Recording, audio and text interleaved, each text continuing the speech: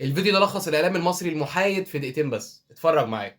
ما عنديش خلفيه عن الكواليس عشان ما اقعدش اجتهد كتير وعمل وسوى، بس لازم شيكابالا يحط في دماغه ان دي مش وظيفتك، ولا حاجه من الحاجات دي وظيفتك، ولا المكان ده ان انت تكون موجود فيه بتاعك، ولا ان انت تقف تتناقش، ولا انت تقف عند بغض النظر عن التفاصيل اللي حصل، صح غلط، حصل تجاوز، حصل شد، ما حصلش. انا راجل وظيفتي لعيب كوره، ده اللي اتعلمناه وده اللي بشوفه في كل الانديه. لقطه امام عاشور وهو بيكسر الباب يعني كده، يعني تجوهنا لنا، والناس طبعا الكاميرا جريت على طول في ثانيه وقامت رايحه الحق الحق امام عاشور، بص بيكسر الباب بيعمل مش عارف ايه، وكأن امام عاشور ده على طول جاني.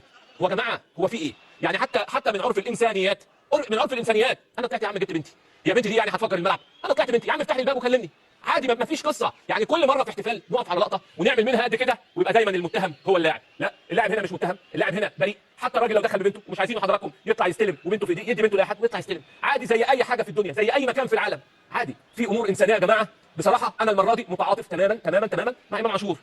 وال... اللقطه يعني متاخده اللي هو انا لازم احطك في مشكله. جيت قلت لك افتح، خبطت قلت لك معايا بنتي، سبتها على الارض. يا عم افتح، انا في الاول وفي الاخر بني ادم هتعصب وهتنرفز وهعمل. انا شايف بصراحه ان اللقطه كانت ظالمه لامام. نفس الموقف هنا اللي حصل مع شيكابالا اتكرر تاني مع إمام عاشور، بس اللي حصل إن شيكابالا اتعاقب والإعلام كله كان بينتقده وبيهاجمه والكلام ده كله، وإمام الإعلام كله بيدافع عنه وما فيش أي حاجة حصلت، وبمعنى أصح الإعلام ما اتكلمش عن اللي حصل أصلًا.